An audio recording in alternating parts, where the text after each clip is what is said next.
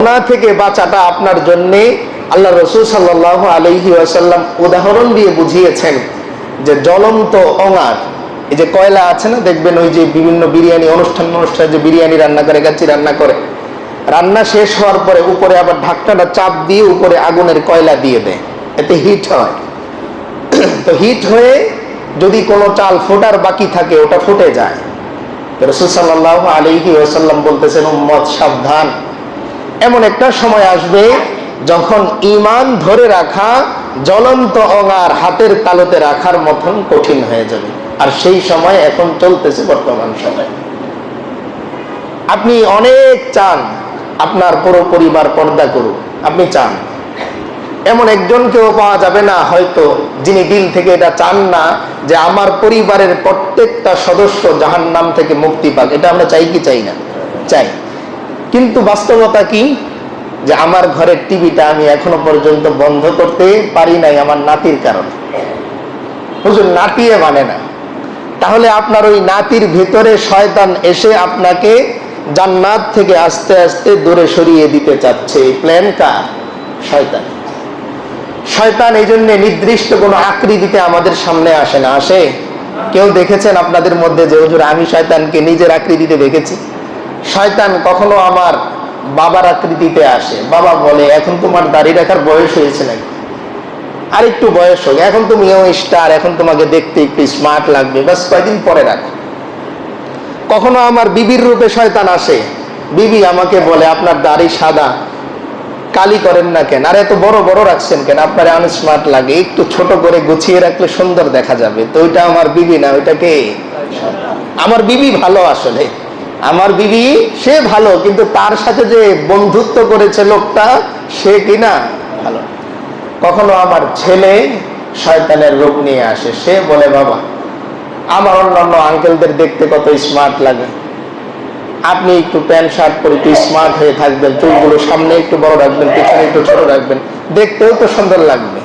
আমার ছেলে আসলে ভালো, কিন্তু আমার ছেলের সাথে যে বন্ধুত্ব করেছে সে কিনা ভালো। তো শয়তান এক এক সময় এক এক আকৃতিতে আসে।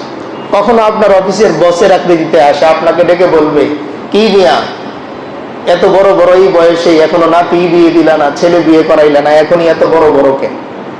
তো সে আসলে আপনার বস না। আপনার বস ভালো, কিন্তু আপনার বসের যে বন্ধুটা আছে সে ভালো। তো শয়তানের নির্দিষ্ট আকৃতি আছে, কিন্তু নির্দিষ্ট আকৃতিতে আমাদের সামনে আসে না। সে এক এক সময় এক একজন প্রিয়জনের রূপ ধরে আমাদের সামনে আসে। তাই আল্লাহ তাআলা সূরা মুনাফিকুনের মধ্যে আয়াতি নাজিল করলেন, ইয়া আইয়ুহাল্লাযীনা আমানু লা তুলহিকুম আমওয়ালুকুম ওয়ালা আওলাদুকুম আন যিকরিল্লাহ। আল্লাহ বলেন, ও ঈমানদার বান্দা বান্দীরা, সাবধান, তোমাদের সম্পদ আর তোমাদের সন্তান যেন আল্লাহর জিকির থেকে তোমাদেরকে বিনষ্ট করে না দেয়। প্রশ্ন আসবে, সন্তান আমার, সে আবার আমাকে আল্লাহর জিকির থেকে ধ্বংস করে কিভাবে? এই যে এইভাবে করে। তোমার সম্পদ, আমার ব্যবসাটা এখন অনেক বড় হয়েছে, 2000 ডেলিভারি এখনো পর্যন্ত পেন্ডিং এ আছে, নামাজটা একটু পরেই পড়বো না, অর্ডারটা শেষ করি, এটাও তো একটা মানুষের খেদমতি। শয়তান এইভাবে বোঝায়। আপনি কত বড় যুক্তিবাদী! শয়তানের চাইতে বড় যুক্তিবাদী এই পৃথিবীতে নাই, কারণ শয়তান নিজে মুবাহাসা করছে কার সাথে?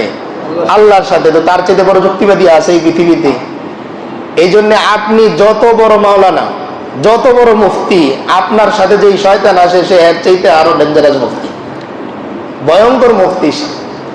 আপনি যত বড় মাস্টার্স কমপ্লিট করনেওয়ালা, শয়তানের চাইতে আরো কয়েকশো গুণ বেশি কমপ্লিট করনেওয়ালা। তো এই জন্য শয়তানের সাথে আমরা কুলিয়ে উঠতে পারবো না দেখেই আল্লাহ তাআলা বলেছেন, মিনাল জিন্নাতি ওয়ান নাস, মিনাল জিন্নাতি ওয়ান নাস। আল্লাহ, আমি আপনার কাছে জিন্নাত শয়তান থেকে পানা চাই, মানুষ শয়তান থেকেও কি চাই? পানা চাই। আল্লাহ শিখিয়েছে, কুল আউযু বিরাব্বিন নাস, মালিকিন নাস, ইলাহিন নাস, মিন শাররিল ওয়াসওয়াসিল খান্নাস, আল্লাযী ইউওয়াসওয়িসু ফি সুদুরিন নাস মিনাল জিন্নাতি ওয়ান নাস। আয়াতি নাজিল করে দিয়েছেন আল্লাহ। এই জন্যে বর্তমান সময়টা এত ভয়ঙ্কর একটা সময় চলতেছে। এই সময়ে আমরা আরেকটু সতর্কতার সাথে চলতে হবে। দুনিয়ার ক্ষেত্রে আমরা সতর্ক হয়েছি, ব্যবসা করতে যে একবার লস খেয়েছি তো আমি পলিসি পাল্টিয়েছি, এখন আর ওই পলিসিতে ব্যবসা করি। আমি আগে যেই সিস্টেমে বিভিন্ন জায়গায় লেনদেন করতাম ধরা খেয়েছি, এখন এটা পরিবর্তন করেছি। পরিবর্তন করি নাই শুধু আমার দিনদারিতা, কি পরিবর্তন করিনি? আমার দিনদারি পরিবর্তন করি। এইভাবে নামাজে গেলে আমি ধোঁকা খেয়ে যাই, তো এটা আমি আর পরিবর্তন করিনি যে আমি নামাজে আর এইভাবে যাব না ওইভাবে যাব। দেখেন আমার প্যান্টটা যখন টাকনোর নিচে, এই অবস্থায় আমি মসজিদে আসতেছি, আশা বারণ করি না আমি, আপনি আসেন। কিন্তু প্রশ্ন হচ্ছে প্রতি জমাই যখন আপনি টাকনোর নিচে প্যান্ট পরে আসবেন, হঠাৎ একটা জমায় প্যান্ট ভাঁজ দেয়াটা আপনি ভুলে যাবেন, এটাই স্বাভাবিক। তাহলে যেই প্যান্ট আমাকে হারাম কাজ করতে সহযোগিতা করে, আমি ওই প্যান্টটা পরিবর্তন করলেই তো সমাধান হয়ে যায়। ক্যান্সার যখন শরীরে হয় তখন ডাক্তার অপারেশন করে আসলে কি করে? ক্যান্সার শরীরে রেখে মেডিসিন দেয় নাকি কেটে ফেলে দেয়? কেটে ফেলে দেয়। আমরা আমাদের নিজের রোহের যেই চিকিৎসা, এই চিকিৎসাটা করি না। যেই কারণে আমি আমার আল্লাহর থেকে দূরে সরে যাই, ওই কারণটাই আমার জীবন থেকে কি করতে হবে? সরিয়ে ফেলতে হবে। হযরত সুলাইমান আলাইহিস সালাম, আমি আমার মূল বক্তব্যে চলে আসবো, এটা বলেই শেষ করি। তিনি যুদ্ধের জন্য অনেকগুলো ঘোড়া নিলেন, সব উন্নত মানের ঘোড়া। এক বিকেলে তিনি ঘোড়াগুলো পর্যবেক্ষণ করতে চাইলেন যে আমি যে যুদ্ধের জন্য সেরা সেরা ঘোড়াগুলো নিলাম, এগুলো একটু দেখি এগুলোর কি অবস্থা। ঘোড়াগুলো নিয়ে আসা হলো, তিনি একের পর এক দেখতেছেন, এত সুন্দর দেখতে ঘোড়াগুলো। দেখতে দেখতে ওদিকে বেলা ডুবে গেছে, উনি ওই দিন আসরের নামাজ পড়তে পারেননি। তখন অবশ্যই 5 ওয়াক্ত নামাজ ছিল না, আমাদের বোঝার জন্য আমি আসরের নাম নিলাম। তখন সূর্যাস্তের আগে আর সূর্যাস্তের আগ মুহূর্তে, কি বলে, সূর্য ওঠার আগে আর সূর্য ডোবার আগে, এই দুই সময়ে বিশেষভাবে নামাজ ছিল। তো তিনি ওই দিনের বিকেলের যে নামাজটা, অর্থাৎ আমাদের বোঝার জন্য আসরের নামাজটা, এটা তিনি পড়তে পারেন নাই। ওই ঘোড়া দেখতে দেখতে ওদিক দিয়ে সূর্য ডুবে গেছে। এবার তিনি যখন খেয়াল করলেন, দেখলেন সূর্য ডুবে গেছে। কারণ কি? তিনি দেখলেন আমার এই ঘোড়ার সৌন্দর্য, অশ্বের সৌন্দর্য, মোহ আমাকে নামাজ থেকে কি করে দিয়েছে? দূরে সরিয়ে দিয়েছে। উনি সঙ্গে সঙ্গে এই সবগুলো ঘোড়া নিয়ে আসালেন, সবগুলো তিনি জবাই করে দিলেন। তখন ঘোড়ার গোশত হালাল ছিল ওই সময়। সবগুলো জবাই করে আল্লাহর রাস্তায় কোরবানি করে দিলেন, সব গোশত বিতরণ করে দিলেন।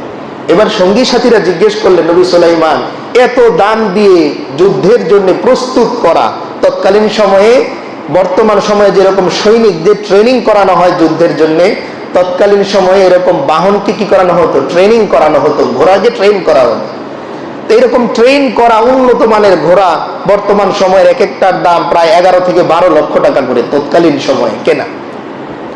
এই সবগুলো ঘোড়া উনি জবাই করে আল্লাহর রাস্তায় দিয়ে দিলেন। সাথীরা জিজ্ঞেস করলেন, এত পয়সার ঘোড়া, এত এত টাকার ঘোড়া, এগুলো আপনি সব আল্লাহর রাস্তায় কোরবানি করে দিলেন?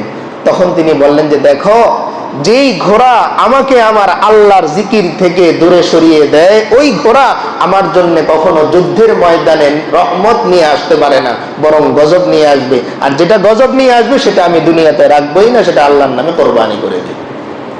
তাহলে তিনি কি করলেন?